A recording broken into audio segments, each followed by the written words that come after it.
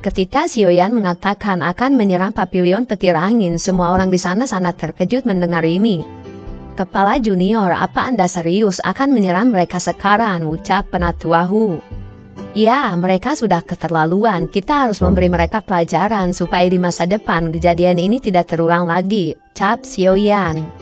Terlihat meskipun beberapa dari mereka tidak yakin akan kemampuan Xiaoyan, namun melihat Xiao Yixian, Tian Hongjunji, dan Xiong Zhan yang berdiri di belakang Xiaoyan, mereka dapat sedikit lega karena jika ketiganya bergabung, Lei Junji tak akan ada apa-apanya di mata mereka bertiga.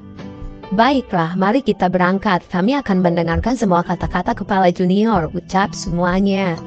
Kemudian mereka berangkat dan setibanya di sana terlihat Pei Tian dan yang lainnya sedang berjaga-jaga di perkemahan tersebut. Xiaoyan yang baru tiba di sana tanpa menunggu lama, dia langsung melakukan serangan dadakan. Di sisi lain, Pei Tian yang menyadari ini segera berkata, "Siapa kalian? Mengapa berani sekali menyerang dan membuat masalah dengan pavilion petir angin?" ucap Pei Tian. Mendengar ini, Xiaoyan tertawa, kemudian dia berkata, "Apakah Anda tidak salah dengan ucapan Anda? Ini adalah perkemahan pavilion paling star. Anda telah merebutnya dengan paksa dan menyerang kami duluan, dasar pengecut," ucap Xiaoyan. "Ah, Anda Xiaoyan." Terlihat wajah Pei Tian sedikit suram ketika menyadari orang yang berbicara tersebut adalah Xiaoyan. Kemudian Pei Tian berkata kembali, "Saya pikir siapa? Ternyata itu adalah Anda. Apakah Anda datang ke sini ingin balas dendam karena kami telah mengusir kedua penatua dari Paling Star?" tanya Pei Tian. Kemudian tiba-tiba ada dua penatua yang datang dari belakang Pei Tian. Kemudian mereka berkata, "Sudahlah, mari kita habisi mereka semua. Saya takut jika terlalu lama kepala Lei Junji akan terganggu karena beliau sedang melakukan diskusi," ucap penatua tersebut. "Ya, baiklah, saya serahkan yang lain kepada Anda, sedangkan Xiaoyan adalah jatahku," ucap Pei Tian. Lalu Pei Tian segera menyerang Xiaoyan, namun dengan sekali pukulan Xiaoyan dapat menghantamkan Pei Tian ke tanah. Kemudian dia berkata, "Lei Junji, keluarlah. Anda berani sekali mencari masalah dengan pavilion paling star. Bahkan saat ini Anda berdiam diri dan hanya mengandalkan seekor kucing untuk menyerangku," teriak Xiaoyan. Mendengar teriakan Xiaoyan, kemudian Lei Junji keluar dan berkata, "Anak kecil, Anda sombong sekali. Dulu saya melepaskan Anda karena saya memandang Pei Junji. Namun karena Anda datang ke sini secara pribadi, jangan salahkan saya jika saya membunuhmu di sini," ucap Lei Junji. "Ah, Anda terlalu banyak cocot. Saya datang ke sini bukan untuk melakukan perdebatan yang tak penting dengan Anda," ucap Xiaoyan. "Baiklah, jika memang itu keinginan Anda, mari kita lihat apa yang bisa dilakukan anak kecil yang baru naik ke bintang dujun," ucap Lei Junji. Xiaoyan hanya tertawa dan berkata, "Ah, saya tidak bisa berbuat banyak, namun saya pastikan tempat ini menjadi milik kami kembali," ucap Xiaoyan. "Kalau begitu, mari kita lihat apakah Anda bisa melakukannya atau tidak," ucap Lei Junji. Namun di saat pertarungan akan terjadi, di sisi lain seseorang yang tadi sedang berdiskusi dengan Lei Junji tiba-tiba keluar dari tenda. Kemudian mereka terlihat berbincang. "Ah, anak kecil itu benar-benar berani menantang Lei Junji," ucap pemimpin suku harimau. "Ya, kurasa seperti itu. Mereka dari pavilion paling star. Sepertinya mereka ingin membalas dendam karena sebelumnya Lei Junji merampas tempat ini," ucap pemimpin suku serigala berbulu perak. "Namun nama pemuda itu adalah Xiaoyan. Saya sedikit familiar dengan nama tersebut," ucap pemimpin suku harimau. "Sial, bagaimana mungkin ini terjadi? Kalau benar itu memang dia adalah pemenang kejuaraan Pilgating dan setahun ini dia telah menghilang," ucap pemimpin serigala. Ketika mendengar ini, kemudian pemimpin suku harimau berkata, "Sebentar anak muda, kurasa ini hanyalah kesalahpahaman." Pei Tian tersulut emosi waktu itu dan tanpa sengaja melukai penatua Qi. "Jadi kurasa tidak seharusnya kalian melanjutkan perselisihan ini," ucap pemimpin suku harimau. Karena pemimpin suku harimau telah berkata demikian, maka saya Lei Junji akan memberi muka dan menganggap masalah ini selesai sampai di sini, ucap Lei Junji. Sedangkan di sisi lain, Xiaoyan hanya tertawa dan berkata, "Pavilion petir angin telah menghancurkan reputasi pavilion paling star saya di depan umum. Apakah Anda pikir saya akan berdiam diri dan membiarkan kami diremehkan?" ucap Xiaoyan. Teman baik, Anda memang memiliki keberanian yang luar biasa. Bahkan berhadapan dengan kami 3 dozen sekaligus Anda tak terlihat gemetar. Oleh karena itu, kamu memang layak menjadi juara di Pil Gathering, ucap pemimpin suku serigala. Aku tidak peduli seberapa besar kemampuanmu, namun di wilayah binatang ini, kamilah yang berkuasa, ucap pemimpin harimau. Tak usah banyak berbicara, aku akan berkata untuk yang terakhir kalinya, kalian segera tinggalkan tempat perkemahan ini karena tempat ini ditemukan oleh Papillon paling star, ucap Xiaoyan. Terlihat 3 dozen sangat murka ketika mendengar ini, namun di belakang Xiaoyan muncul ketiga dozen yang membuat aura di sana sangat mengerikan. Bagaimana tidak, dalam satu tempat 7 dozen berkumpul dan mengeluarkan aura membunuh mereka masing-masing. Terlihat Lei Junyi sangat shock dan terkejut menyaksikan ada 4 dozen di sana, diantaranya Xiaoyan, Xiao Yixian, Tian Hon Junji, dan Xiaoyan. Bagaimana ini mungkin? Sejak kapan Papillon paling star memiliki 4 dozen yang baru, gumam Lei Junji. Pemimpin harimau dan pemimpin serigala pun terlihat mundur beberapa langkah. Mereka berpikir jika mereka memaksa ini tak akan berakhir baik untuk mereka. Anak kecil sialan, jika dulu aku mengetahui kau akan berkembang sejauh ini, aku pasti secara pribadi akan membunuhmu waktu itu. Namun Anda jangan senang dulu, kali ini aku akan mengalah, namun di masa depan saya akan datang kembali dan membalas semua ini, ucap Lei Junji. Aku akan menunggumu kapan saja, ucap Xiaoyan. Kemudian terlihat Lei Junji dan yang lainnya segera pergi dari sana. Ketika melihat semuanya sudah pergi, kemudian Xiaoyan berkata, cepat dirikan tenda kita lagi, ucap Xiaoyan. Baiklah kepala junior, ucap semuanya. Xiaoyan, mereka pasti akan membalas dendam di masa depan, kita harus bersiap-siap untuk itu, ucap Nonamu. Tak usah mengkhawatirkan itu dulu, yang terpenting untuk sekarang kita harus menemukan buah jiwa bayi terlebih dahulu, ucap Xiaoyan. Ya baiklah, namun dipastikan suku harimau dan suku serigala juga akan melaporkan pada suku Diamond Point ini, kini akan menjadi lebih berbahaya, ucap Nonamu. Biarkan saja, siapapun yang ingin mencari masalah, saya akan menghancurkan mereka semua jika mereka berani mengganggu Papillon paling star, ucap Xiaoyan. Kemudian Xiaoyan melirik sebuah tempat di mana tempat tersebut adalah tempat sisa-sisa zaman kuno berada. Apakah kepala junior melihatnya? Di sana adalah tempat tujuan kita, namun ada segel yang diciptakan oleh seorang dosen. Bahkan 3 dozen yang menerobos paksa tak akan bisa menembusnya, ucap Penatuahu. Apa? Segel yang dibuat oleh seorang dosen? Lalu bagaimana kita memasukinya? Tanya Xiaoyan. Kepala junior tidak usah khawatir, kami memiliki metode. Beberapa hari lagi segel tersebut akan menipis dan seorang dozen bisa dengan mudah memasukinya, ucap Penatuahu. Kemudian Penatuahu berkata kembali, namun saat ini sudah banyak elit dozen yang mengintai di daerah sana dan bersiap untuk memasukinya saat segel itu menipis, ucap Penatuahu. Apakah di antara mereka seseorang dari Aula Jiwa juga ada di sana, ucap Xiaoyan. Saya tak melihat mereka, namun mereka sangat aneh dan suka muncul secara tiba-tiba di saat yang tepat. Tapi menurut situasinya mereka pasti akan datang, namun saya tak tahu berapa elit yang akan datang dari Aula Jiwa kali ini, ucap Penatuahu. Kemudian Penatuahu berkata kembali, namun kali ini bukanlah Aula Jiwa yang perlu kita khawatirkan, karena tempat tersebut merupakan wilayah suku Piton 9 Tanah Dalam, dan dikabarkan suku Diamond Point pun tak mampu bersaing lebih dari 1 pukulan dengan mereka, ucap Penatuahu.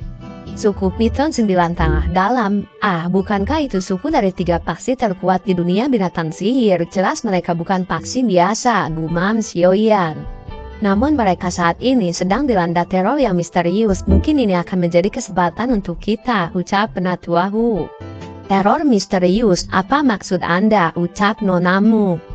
Dari informasi yang saya dapatkan, satu persatu ahli dari suku mereka menghilang dengan misterius dan dikabarkan mereka dibunuh oleh seseorang. Dan masalah ini telah menyebabkan kegemparan di semua tempat baru-baru ini. Oleh karena itu, banyak orang yang sangat ingin tahu siapa orang yang berani membunuh satu persatu suku Piton 9 Tanah Dalam ini, ucap Penatuahu.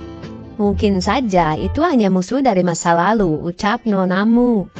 Siapa yang tahu, namun pembunuh misterius ini hanya menargetkan elit dozen saja dan tak membunuh seseorang yang lemah. Bukankah ini hal yang mencurigakan, ucap Penatuahu sambil tertawa. Sudahlah, tak perlu kita bahas lagi. Ini bukanlah masalah yang berkaitan dengan kita, dan kita harus berfokus pada misi kita kali ini. Usahakan jangan memancing keributan dengan siapapun, tapi kita harus memastikan kita mendapatkan benda yang kita cari, ucap Xiaoyan. Baiklah kepala junior, ucap semuanya. Siun, saya akan segera menyelesaikan masalah tubuh guru saya. Setelah itu, saya akan segera datang dan menemui Anda ke klanku, gumam Xiaoyan. Namun, tanpa diduga, sosok yang dingin tapi cantik melintas di benak Xiaoyan. Cailin, bagaimana keadaanmu sekarang? Apakah anak kita sudah lahir? Gumam Xiaoyan. Saat Xiaoyan memikirkan si Unar dan Cailin, tak berselang lama beberapa sosok tiba-tiba melesat dan mengarah ke tenda Jian. Xiaoyan yang melihatnya segera menghentikannya. Dan ketika Xiaoyan dapat memblokir mereka, mereka segera melarikan diri. Siapa mereka dan dari mana mereka berasal? Mengapa mereka menyerang Jian? Gumam Xiaoyan. Aura orang-orang itu masih terasa. Apakah kita perlu mengejarnya dan menginterogasi mereka semua? Ucap Tianhong Junji. Kemudian Tianhong Junji berkata kembali, kurasa keempat orang tersebut berasal dari suku Piton 9 Tanah Dalam dan 3 orang diantaranya sudah berada di tingkatan Dojun dan mereka sepertinya lari ke arah hutan. Ucap Tianhong Junji. Kalau begitu mari kita kejar, ucap Xiaoyan. Namun ini sedikit aneh, bukankah orang misterius yang telah menyerang mereka? Namun kenapa tiba-tiba suku Piton Dalam menargetkan Jian? Ucap Xiaoyan. Mungkin saja beberapa pihak telah salah sangka terhadap Jian, ucap Xiaoyan. Ini sangat aneh, mereka membawa sebuah batu berwarna hijau tadi dan ketika aku melihatnya sepertinya aku telah dikendalikan, ucap Jian. Apa? Dikendalikan? Ini benar-benar aneh. Kemampuan pengendalian ini sepertinya sesuatu yang baru di dataran tanah ini dan saya tak menyangka ada seseorang yang bisa melakukan itu, ucap Tianhong Junji. Mereka sialan, aku akan menghancurkan kepalanya karena telah berani melakukan ini kepada Jian, ucap Xiongjan. Ya, Jian kali ini harus berhenti berkeliaran dulu untuk sementara waktu. Saya takut mereka akan datang dan mengincarnya kembali. Dan kurasa dengan kemampuan anehnya, orang-orang dari suku Piton Dalam tersebut telah dikendalikan oleh pria misterius tersebut, ucap Xiaoyan. Apa? Yang benar saja. Semua orang terlihat sangat terkejut ketika mendengar pemikiran dari Xiaoyan. Ya, kurasa seperti itu. Aku tadi sempat melihat dengan jelas mereka sepertinya sedang dikendalikan oleh seseorang, ucap Xiaoyan. Kemampuan pengendalian seseorang adalah teknik do yang dapat mempengaruhi pikiran seseorang, namun bukankah itu akan sulit seorang donjun dikendalikan? Ini benar-benar misterius, ucap Xiaoyan. Ya, oleh karena itu semua orang harus berhati-hati selama beberapa hari ke depan. Sisa-sisa kuno besok lusa akan terbuka. Pada saat itu kami akan segera memasukinya dan situasinya mungkin akan menyusahkan jika seseorang telah mencuri buah jiwa bayi terlebih dahulu dibandingkan dengan kita, ucap Xiaoyan. Ya, baiklah, ucap semuanya. Akhirnya waktu berlalu, ketika kelompok Xiaoyan tiba di tempat sisa-sisa zaman kuno, mereka melihat pertarungan yang sangat intens di sana. Terlihat di depan tempat tersebut, Xiaoyan sangat kaget ketika melihat sosok yang sangat akrab, itu adalah Peng Qing'er dan beberapa orang di sampingnya. Nona Peng, apakah itu Xiaoyan, orang yang Anda maksud dan dia memiliki darah esensi dari naga Poidi kuno, ucap pria di sampingnya. Iya nih, namun saya tak menduga setelah tak bertemu dengannya beberapa tahun dia sudah naik ke tingkat Dojun, ucap Nona Peng. Anda tak perlu khawatir, Anda akan segera menerobos juga setelah mendapatkan warisan dari suku Pita. Adapun untuk masalah Xiaoyan, biar saya yang menanganinya, ucap pria di sampingnya. Baiklah, kuserahkan pada Anda, ucap Nona Peng. Di sisi lain, Xiaoyan pandangannya terfokus pada sosok yang sangat banyak. Mereka berasal dari paksi-paksi besar di dataran tengah ini, di antaranya Papiliun Petir Angin, suku Setan Poini, Kelebah Sungai Es, dan Sekte Mendalam Suan. Wah, tidak terduga, saya melihatnya lagi di sini, ucap Ding He Junji ketika melihat Xiaoyan. Saat ini banyak orang-orang jenius di sini. Jika saya melakukannya secara diam-diam dan membunuhnya, jika ada kesempatan, kurasa wanita dari suku klanku itu tak akan mengetahuinya, ucap Ding He Junji. Xiaoyan, hati-hati, sepertinya semua musuh Anda ada di sini, ucap Xiaoyan. Ya, kurasa juga begitu, ucap Xiaoyan. Tidak berselang lama, Xiaoyan sangat terkejut ketika melihat wanita cantik tersebut menghampiri dirinya. Itu adalah Tang Huer. "Xiaoyan, Anda mengalami kemajuan yang tidak buruk," ucap Tang Jian yang berada di samping Tang Huer. "Ah, Anda kepala lembah Tang, sangat sopan sekali. Anda menjadi bertambah sangat kuat dengan beberapa tahun ini," ucap Xiaoyan. "Anda lebih luar biasa. Dalam waktu 2 tahun, Anda dapat menjuarai pil gathering dan menjadi seorang duzun. Ini sangat membanggakan. Sepertinya saya harus menjadikan Tang Huer sebagai salah satu selir Anda," ucap Tang Jem. "Ya, itu soal yang tidak buruk. Masih ada beberapa tempat yang kosong untuk menjadi selir saya," ucap Xiaoyan. "Oh iya, apakah kepala Tang Jen juga datang ke tempat ini untuk mencari sisa-sisa klan kuno?" tanya Xiaoyan. "Ya, tentu saja. Semua barang yang ada di sini cukup langka dan bahkan ditinggalkan oleh seorang elit dosen. Bagaimana mungkin saya tak tertarik datang ke sini?" ucap Tang Jen.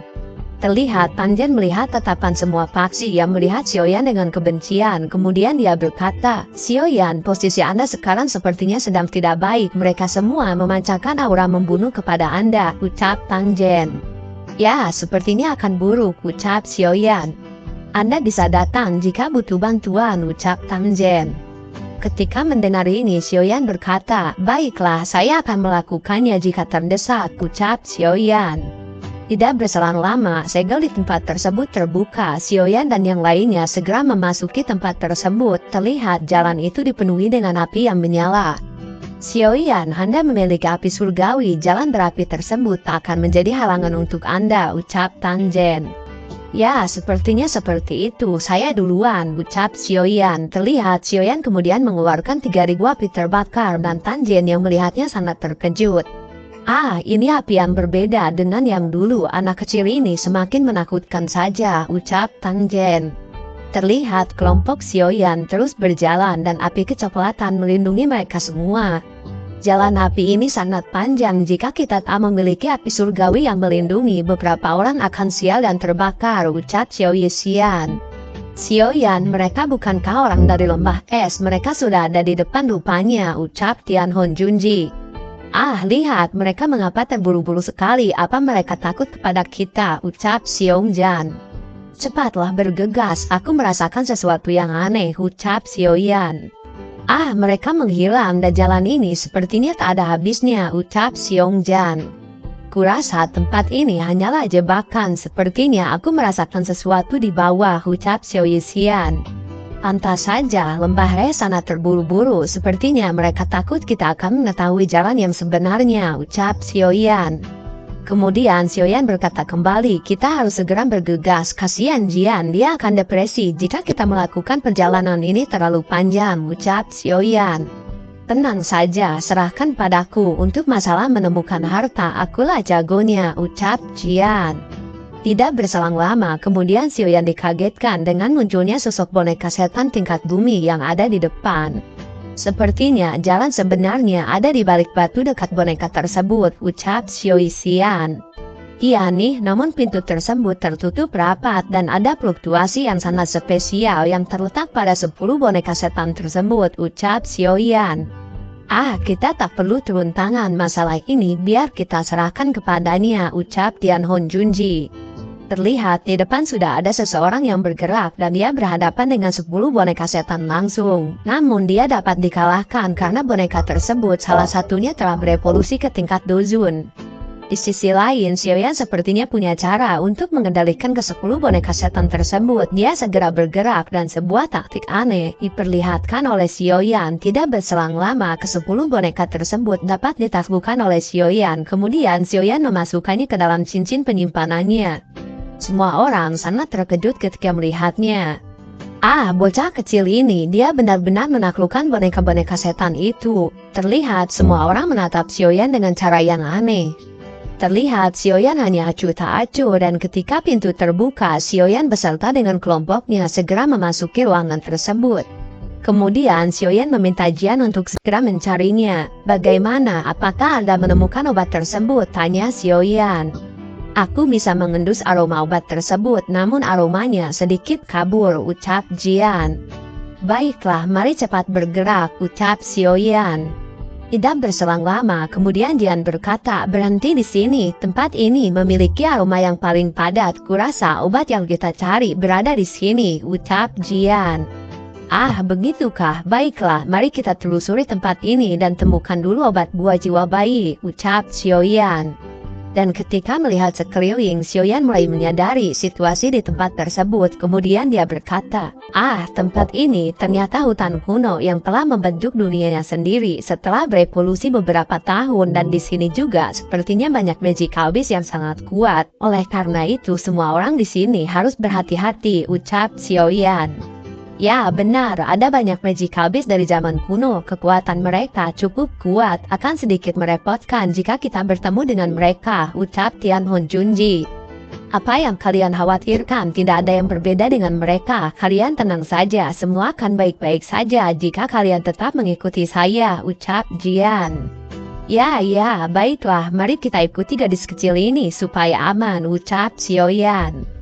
Tidak berselang lama, beberapa orang dari faksi lain terlihat sampai juga ke tempat tersebut. Xiaoyan yang melihatnya cukup khawatir.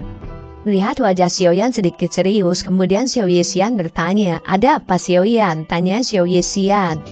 Kemudian Xiaoyan menjawab, mereka juga tiba di sini dan jumlahnya sepertinya cukup banyak, ucap Xiaoyan.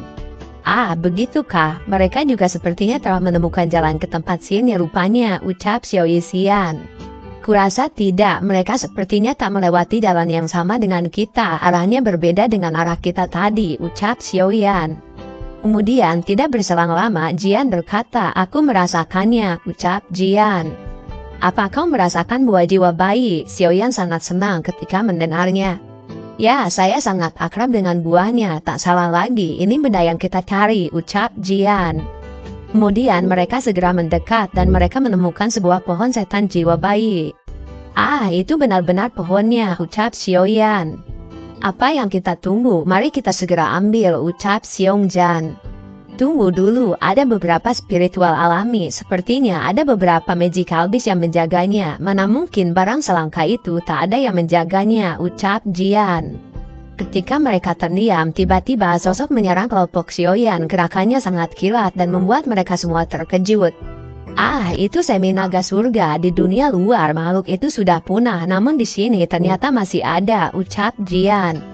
Wah, begitukah? Ini pemandangan yang luar binasa. Tidak diduga saya bisa melihatnya, ucap Xiaoyan. Baiklah, serahkan dia pada saya, ucap Jian. Dengan mengandalkan keturunan asli dari naga kuno, Jian menghampiri semi-naga tersebut. Terlihat bentuk Jian sedikit kecil dibandingkan dengan semi-naga tersebut. Namun tidak berselang lama, semi-naga tersebut tak berdaya dan terlihat patuh kepada Jian.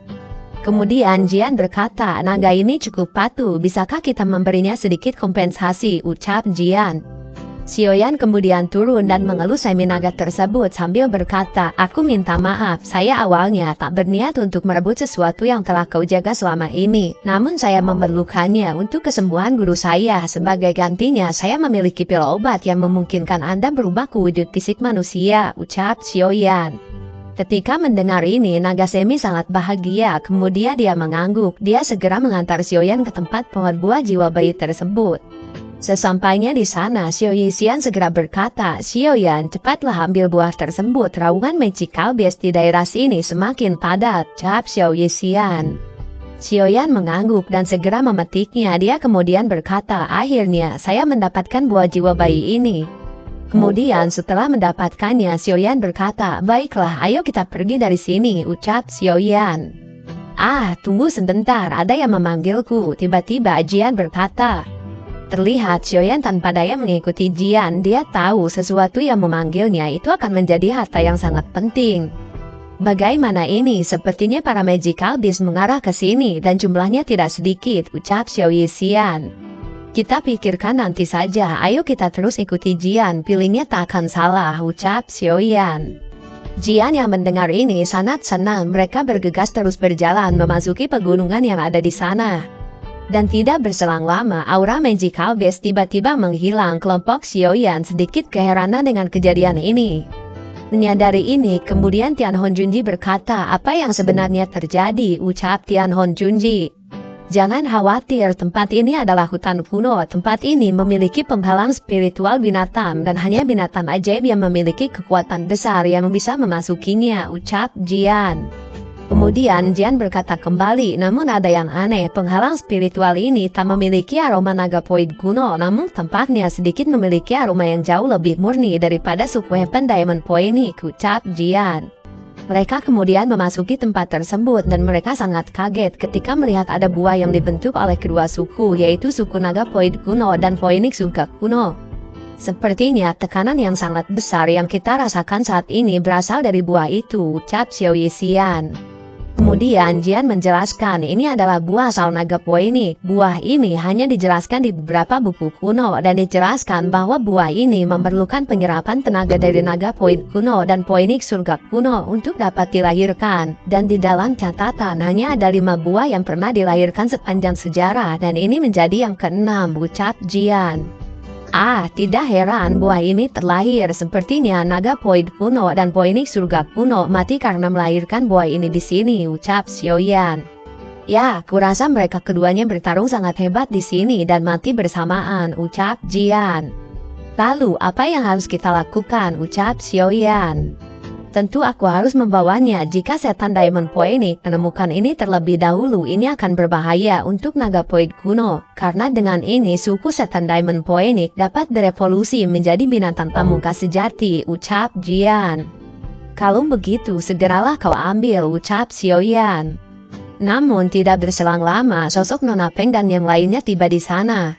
Menyadari ini akan menjadi sesuatu yang tak bisa dihindari, segera Xiaoyan berkata, bersiaplah untuk bertempur, ucap Xiaoyan. Xiaoyan, serahkan buah itu kepada kami, tinggalkan tempat ini, ucap Nona Peng. Gadis kecil, nada bicaramu arogan sekali, jika ingin mengambilnya Anda harus melewati saya dulu, ucap Xiongjan. Jadi itu Kak, beruang naga kuno, sombong sekali dia, tak mau mendengarkan Nona Peng. Sosok pria berambut putih berbicara dengan nada mengejek. Lalu bagaimana dengan ini? Tiba-tiba sosok Xiao Yisian dan Tian Huen Junji mengarah kepada mereka. Apakah Anda berpikir pihak kami tak memiliki elit dozun? Tiba-tiba Lei Junji, pemimpin suku harimau dan pemimpin suku serigala perak, bergabung dengan Nona Peng. Di sisi lain, Xiaoyan yang melihatnya hanya acuh tak acuh dengan kedatangan Lei Junji. Pria berambut putih memecahkan sebuah batu spesial dan keluarlah sosok pria tua yang auranya sangat kuat. Kemudian pria berambut putih tersebut berkata, "Penatua Wang Xuan, saya mengandalkan Anda untuk merebut buah tersebut," ucap pria berambut putih. "Anak muda, saya bisa melepaskan kalian semua jika pergi sekarang," ucap Wang Xuan. 5 bintang dozun? Kelompok Xiaoyan sedikit terkejut. Mereka menyadari meskipun menang jumlah orang yang berada di tingkat dozun, tapi kakek tua tersebut yang bernama Wang Xuan ini berada di atas mereka semua. Orang ini memiliki kemampuan di atas kita semua. Apa yang harus kita lakukan sekarang? Ucap Tian Huen Junji. Kemudian Xiaoyan menjawab, tentu saja jika kita tak bisa membawa buah tersebut, kita harus menghancurkannya, jangan sampai mereka memilikinya. Apalagi kakek Peo tersebut hanya seorang di bintang 5 dozun, kemampuan tersebut tak cukup untuk memaksaku mundur, ucap Xiaoyan. Wang Xuan yang mendengar ini terlihat sangat marah, kemudian dia berkata, "Dasar kampret, kau memilih mati rupanya, maka akan aku kabulkan." Lalu Wang Xuan berkata kembali, "Semuanya cepat serang mereka," ucap Wang Xuan.